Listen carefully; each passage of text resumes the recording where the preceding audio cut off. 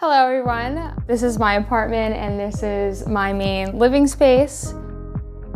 I knew that one of the things I wanted to prioritize in a space was huge windows, lots of sunlight. So the second I saw this apartment, I was pretty much sold on these windows. And then moving further, just really the open layout, something that was really breathable, especially when you're looking at a studio. I didn't necessarily want something that was more of a railroad layout. I wanted something that was open. This is where I have friends, this is where I will relax, and then, really it's a dual space here with the kitchen island. So this is where I work, this is where I will eat.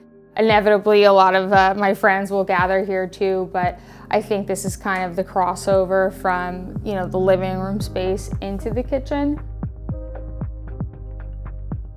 Lastly, the bedroom, really just having it in an alcove, I think does help divide the space up a bit. What I liked about it most is it's all fluid. I don't think I really see divisions in this apartment. I think I like that it all kind of is one space and one that is very well lit. Given it is more of an open space, I can host a good amount of people in here. I've had, I think probably up to 12 people in here, especially when it opens up into the balcony. Really what I was looking to do in this area is just a lot of color, a lot of vibrancy. What I wanted to start off with was my favorite neighborhood in Paris back here is Montmartre. So those are what those prints are of. Now with the shutters underneath here, they're from a facility called Second Chance in Baltimore. What they do is they hire individuals who have served time in prison and make sure that they are lined up with great work, educate them, are able to teach them trades.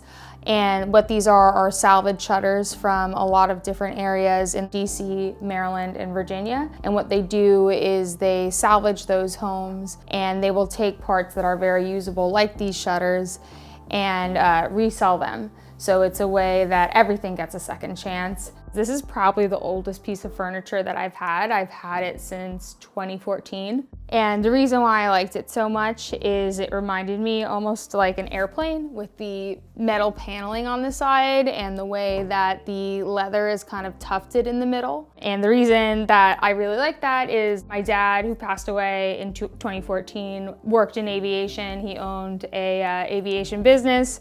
So just kind of seeing that chair, it really just kind of reminds me of him. This is something that maybe was my non-negotiable and everything kind of had to fit around it.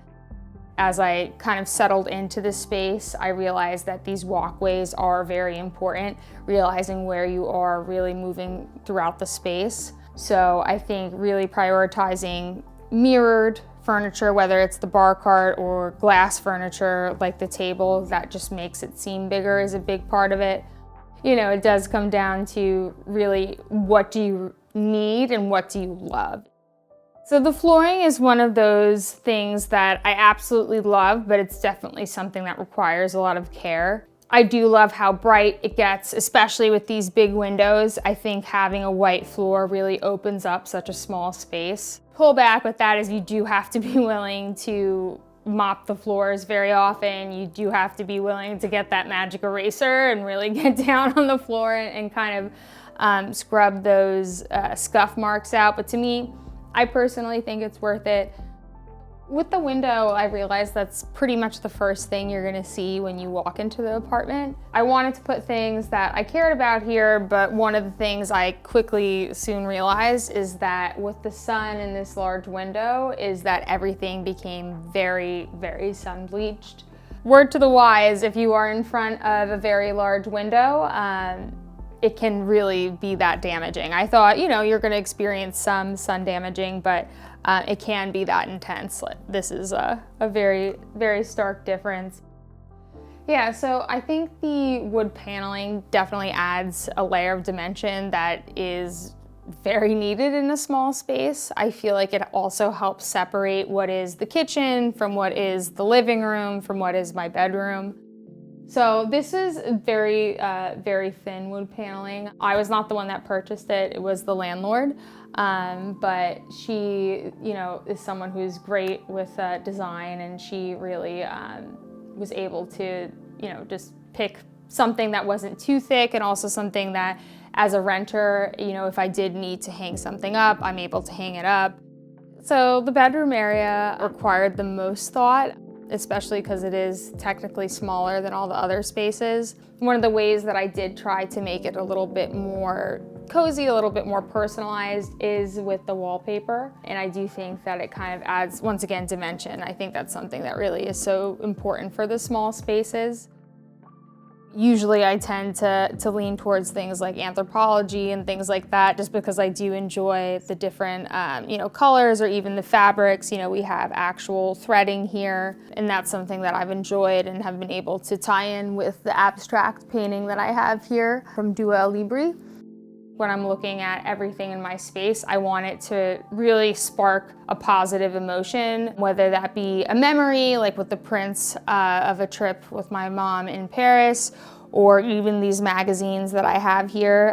They're all original vintage magazines from people that have comeback stories. When I moved into this apartment, it was pretty much my comeback story.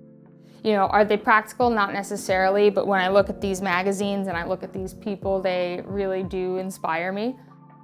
I think that's really my biggest thing, is everything that I look at in my space needs to spark some sort of emotion in me. It needs to drive me to action, it needs to drive me to reflect, it needs to drive me to feel a certain way.